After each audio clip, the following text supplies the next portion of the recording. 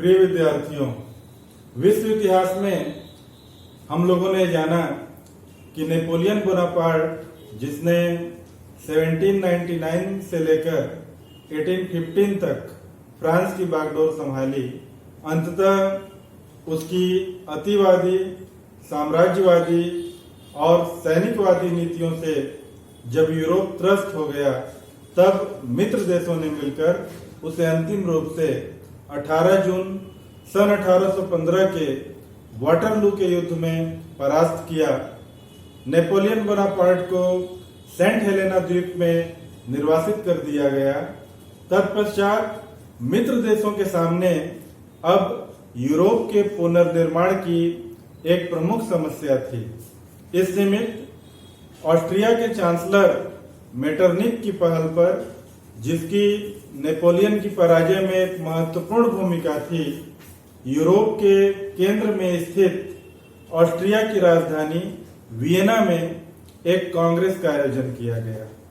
कांग्रेस शब्द अमेरिका के इतिहास से लिया गया है, जिसका तात्पर्य होता है लोगों का समूह, लेकिन यहाँ पर कांग्रेस से तात्पर्य था मित्र देशों का समूह। इस प्रकार नेपोलियन के पतन के पश्चात यूरोप के मित्र देश ऑस्ट्रिया की राजधानी वियना में एकत्रित हुए और इन मित्र देशों ने यूरोप के पुनर्निर्माण, इसके अलावा फ्रांस के चारों ओर शक्तिशाली राष्ट्रों की स्थापना किस तरह से हो, पवित्र रोमन साम्राज्य के स्थान पर जर्मनी में किस प्रकार की नवीन व्यवस्था हो, वारसा की ग्रैंड डची और नेपोलियन के मित्र सैक्सनी तथा फिनलैंड के भाग्य का निर्णय किस प्रकार किया जाए, और इटली की नवीन व्यवस्था कैसी हो, डेनमार्क को किस तरह से दंडित किया जाए, पोप की शक्ति और गौरव को किस तरह से बढ़ाया जाए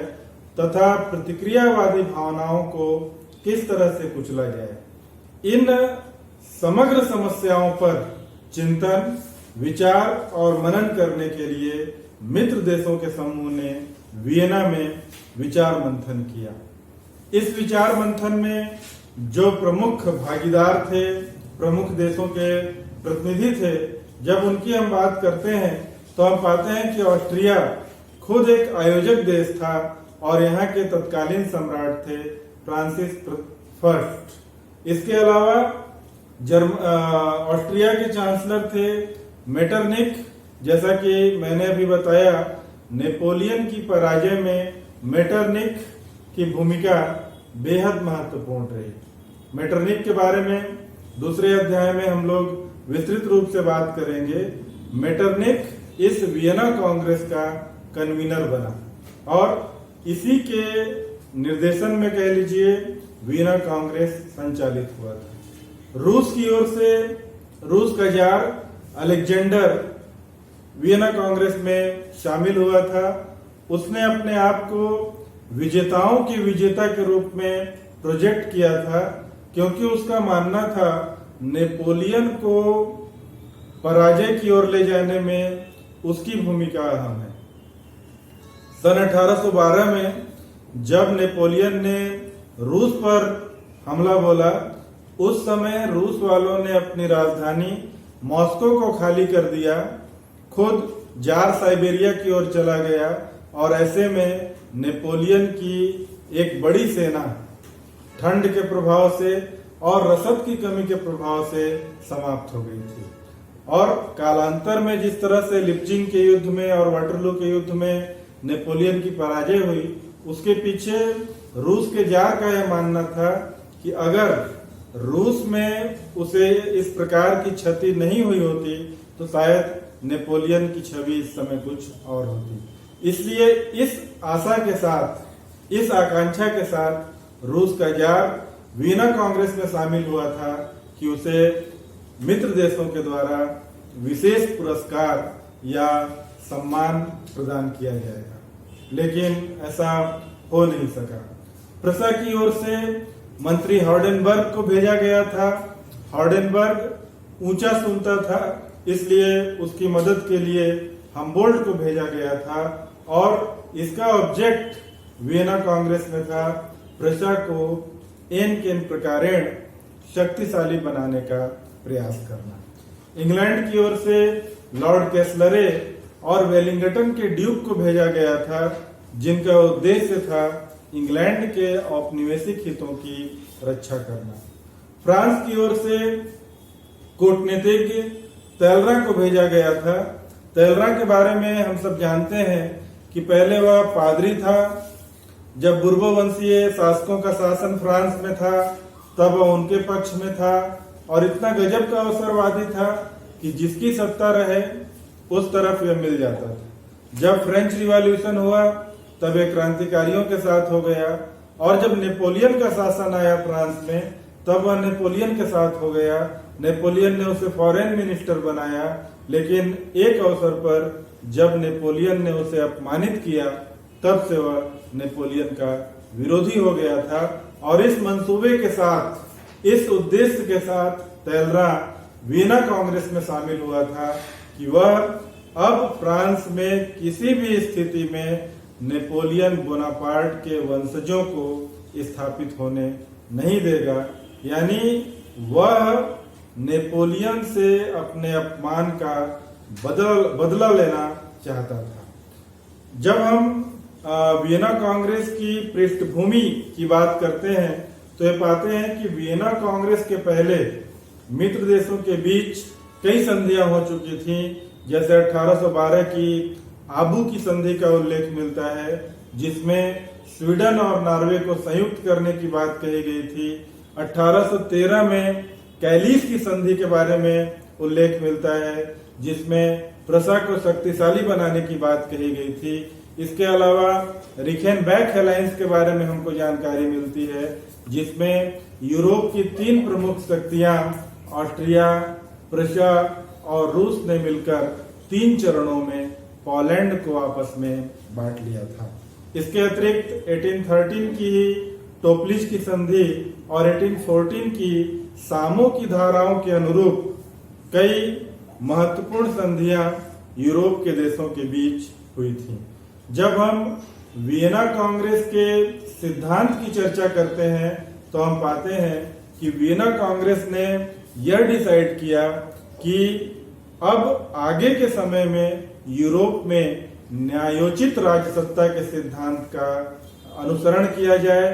तैलरा भी इस पक्ष में था, यानी जहां जो वंश शासन कर रहा था उसे फिर से स्थापित किया जाए। फ्रांस में हम सब जानते हैं बुर्बोवंशीय शासकों का शासन था, लेकिन बीच की अवधि में जब उनका शासन समाप्त हुआ था, उस अवधि के पश्चात यानी वाटरलू के युद्ध के पश्चात लुई 16वें के भाई लुई 18वें को वहां का शासक अपॉइंट किया गया, यानी फिर से फ्रांस में बुर्बो वंश को स्थापित किया गया। साथ ही साथ यूरोप में शक्ति संतुलन के सिद्धांत को भी लागू किया गया, ताकि एक शक्तिशाली देश कमजोर देश को पराजित करने का प्रयास न करे। इसी के मद्देनजर फ्रांस के चारों ओर जो छोटे राष्ट्र थे उनको शक्तिशाली और मजबूत बनाने के प्रयास किए गए। एक बात और होती है पुरस्कार और दंड विधान की बात, जिसमें जो देश अच्छा कार्य करे मित्र देशों की ओर से उन्हें पुरस्कृत करने की बात होने लगी, और जो गलत कार्य करे उसको दंडित करने की भी चर्चा इस वियना कांग्रेस में की गई। वियना कांग्रेस में विचार मंथन के पश्चात जो प्रमुख डिसीजन लिए गए, निर्णय लिए गए, उसमें हम ऐसा देखते हैं कि फ्रांस ने जितने प्रदेशों को नेपोलियन के समय में छीना था उनको वापस ले लिया गया और कहा गया कि फ्रेंच रिवॉल्यूशन के पूर्व की व्यवस्था के अनुरूप अब सीमा को स्वीकार किया जाएगा। प्रसा और ऑस्ट्रिया, फ्रांस प्रसा और ऑस्ट्रिया यह चाहते थे कि फ्रांस के क्षेत्र का बंटवारा कर लिया जाए, लेकिन रूस और इंग्लैंड ने इसका विरोध किया कि ऐसा करना उचित नहीं होगा। इसके अतिरिक्त हॉलैंड की जब हम चर्चा करते हैं तो हम पाते हैं कि हॉलैंड में ऑरेंज वंश को फिर से स्थापित कर दिया गया, तथा उसे शक्तिशाली बनाने के लिए बेल्जियम के साथ उसे संयुक्त कर दिया गया। प्रसा में सैक्सोनी का लगभग 40% हिस्सा शामिल कर दिया गया। स्वीडन का पामेरेनिया का क्षेत्र दे दिया गया। राइन नदी के किनारे का क्षेत्र उसे दे दिया गया। वेस्टफेलिया, पोसेन और डेंजिंग का क्षेत्र उसे दिया गया। उसकी इच्छा थी कि अल्सास और लॉरेन भी उसे दिया जाए, लेकिन इंग्लैंड के विरोध के कारण प्रसा को अल्सास और लॉरेन का क्षेत्र नहीं दिया गया। अल्सास और लॉरेन का क्षेत्र आर्थिक महत्व का क्षेत्र था, इसलिए प्रसा उसे प्राप्त करने में अपनी रुचि दिखा रहा था। इस तरह फ्रांस की पूर्वी सीमा पर 3 प्रमुख देश स्थापित हुए, जिनमें हॉलैंड के अतिरिक्त प्रसा और सार्डिनिया का क्षेत्र शामिल था। सार्डिनिया में पिडमांट, सेवाय और जिनेवा को जोड़ दिया गया था और इस प्रकार इसकी स्थिति भी अब मजबूत हो गई थी।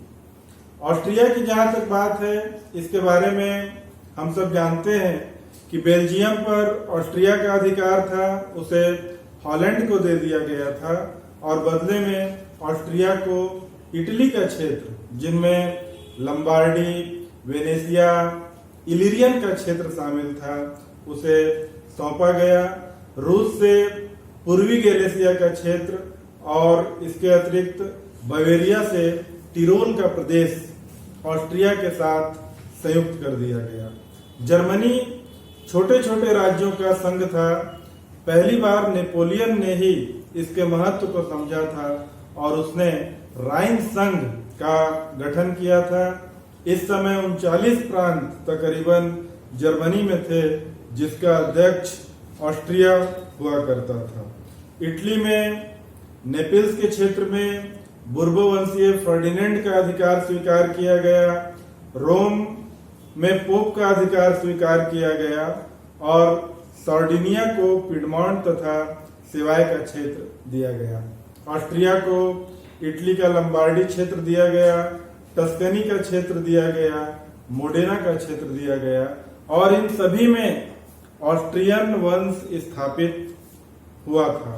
पार्मा में नेपोलियन की पत्नी मेरी लुइसा का अधिकार स्वीकार किया गया और इस पुरातन व्यवस्था को स्वीकार करते हुए ऑस्ट्रिया की प्रधानता इटली के क्षेत्र में भी रही। रूस की जहां तक बात है, उसके पास खुद एक बड़ा भौगोलिक क्षेत्र था, लेकिन पोसेन तथा थॉर्न को छोड़कर वार्सा की संपूर्ण डची उसे प्राप्त हुई थी। स्वीडन के पामेरेनिया क्षेत्र को प्रसा को दे दिया गया था और इसकी क्षतिपूर्ति के रूप में डेनमार्क से नॉर्वे उसे दिया गया था। इंग्लैंड ने उत्तरी सागर में हेलिगोलैंड और माल्टा के द्वीप प्राप्त किए थे। आयोनियन की द्वीपों की सुरक्षितता उसे प्राप्त हुई थी और स्पेन के ट्रिनिडाड और फ्रांस से मॉरिशस, अफ्रीका से केप ऑफ गुड होप का क्षेत्र भी उसे प्राप्त हुआ था। और इस वीना कांग्रेस में दासों के व्यापार के बारे में भी विचार विमर्श हुआ।